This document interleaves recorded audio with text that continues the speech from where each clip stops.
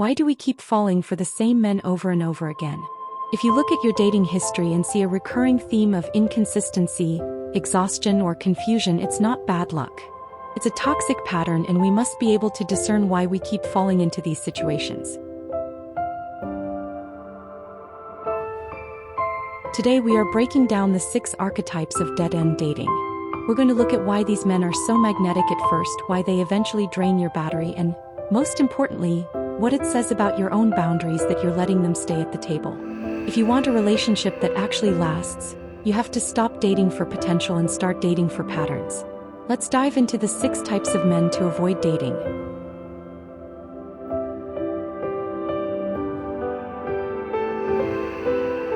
Number 1 is the fast-forward to the future guy. This is the guy who comes in strong, like really strong. Before you've even had the chance to fully get to know each other, he's already talking about us, like you've been together for years. By the 2nd or 3rd date, he's joking about your future house, your trips together, what you'd be like as a couple at weddings, maybe even dropping little comments about when we're together long term. At first, it feels flattering, exciting even, makes you feel chosen and special, like he sees something in you right away. But that's also the red flag, because real connection takes time. Real feelings grow through consistency, not intensity. When someone is painting a whole future with you before they've seen you on a bad day, before they've had a disagreement with you, or before they even really know you, they're not falling for you. They're falling for an idea of you, a version of you they've created in their head. And the faster it starts, the faster it usually fades. Because eventually reality shows up. You become a real person with opinions, moods, boundaries, and that doesn't always match the character he imagined. That's when the energy shifts, the effort drops, and you're left wondering what changed. Nothing changed. You just stepped out of the role he cast you in. So the next time someone starts fast-forwarding into the future, don't get swept up in it. Ground it. Say something like, "I like where this is going, but let's focus on getting to know each other first." Pay attention to what happens next. Because someone who's genuinely interested will slow down and meet you where you are. But someone who is more in love with the fantasy than the reality, he'll lose interest the moment things become real. And that tells you everything you need to know. Number 2 is the passive passenger. This is the guy who seems nice enough at first. He's polite, easygoing, doesn't cause problems, and that's exactly why it takes a while to notice what's missing. Because he never really does anything. He doesn't pick the place. He doesn't make the plan. He rarely checks in first. Every decision somehow ends up in your hands. What you're doing, when you're seeing each other, where things are going. And if you don't take the lead, nothing happens. At first, you might tell yourself he's just chill or going with the flow. But over time it starts to feel heavier. You're not just participating in the relationship, you're carrying it. You're the one thinking ahead, organizing, initiating, following up. You're the one making sure things actually move. And slowly, without realizing it, you stop feeling like a partner and start feeling like a manager. That's the mental load. And here's the uncomfortable truth.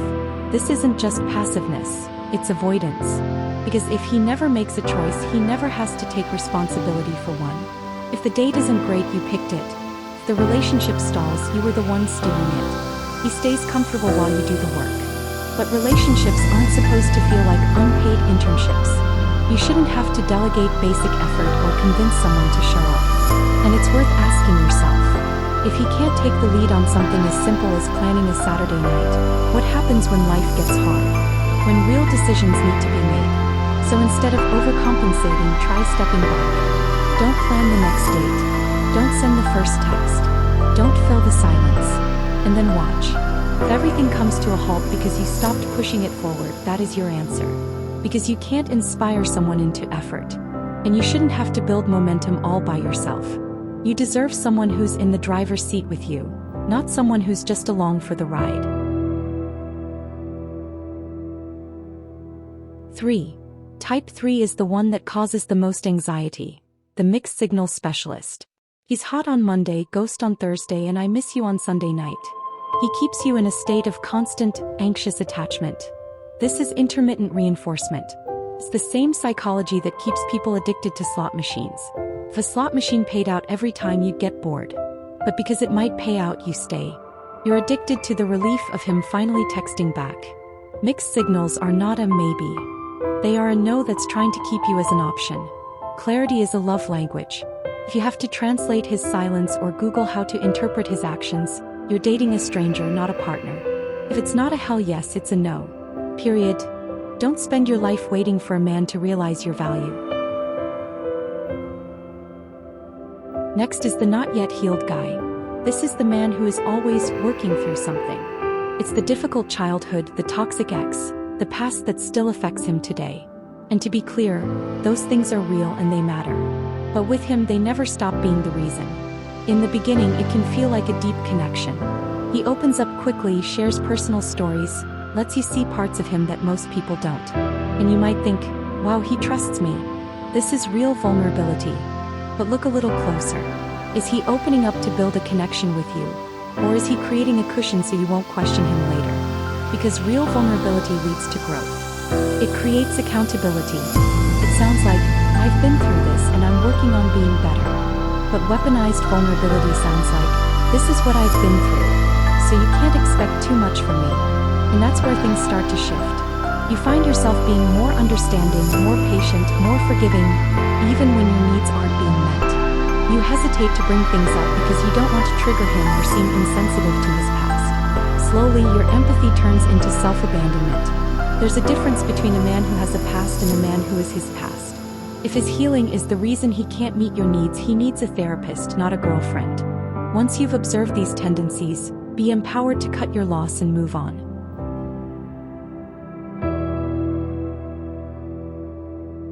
Number 5 is the placeholder guy. This is the guy who treats you like a girlfriend, but somehow the title never quite makes it there. You talk every day, you spend real time together, you share emotional intimacy, maybe even routines that feel like a relationship.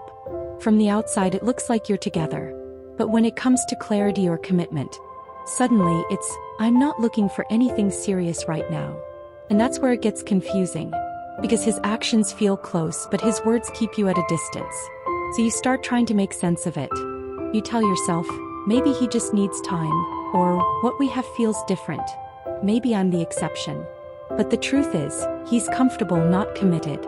He enjoys what you give, your attention, your care, your emotional support, your presence. But he's not building anything with you. You're filling space in his life, not creating a future in it. And the hardest part, it can feel real. It can feel consistent. It can feel like it's almost something. But almost is where people get stuck the longest. Because while you're investing, hoping it grows into something more, he's staying exactly where he told you he'd be from the start. So when a man says, I'm not looking for a relationship, believe him the first time. Don't try to decode it. Don't try to prove you're different. And don't shrink your needs just to fit into his limitations. Because trying to be the exception usually turns you into the lesson. You end up being the person who showed him what consistency looks like, what care feels like, what a relationship could be, just not the person he chooses to build one with. And you deserve to be chosen clearly, not kept conveniently.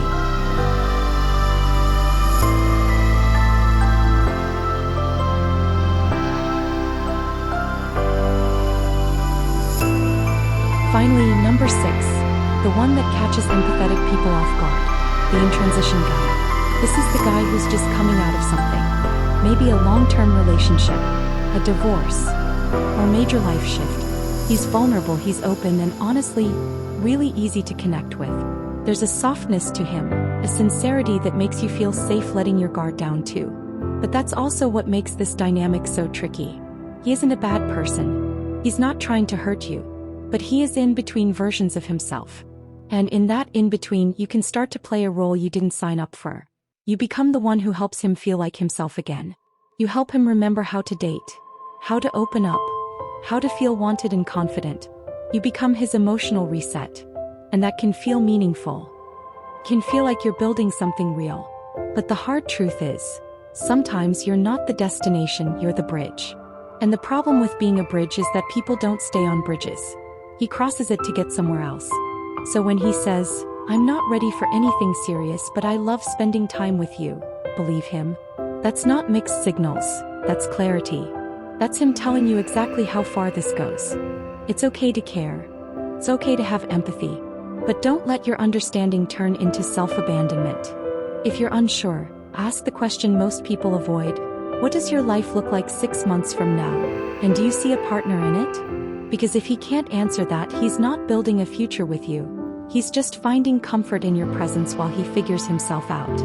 And you deserve to be chosen in someone's future, not just appreciated in his transition. The reason we entertain the wrong people isn't because we don't know better. It's because deep down we're afraid. Afraid that if we raise our standards, we'll end up alone. Afraid that maybe this is as good as it gets.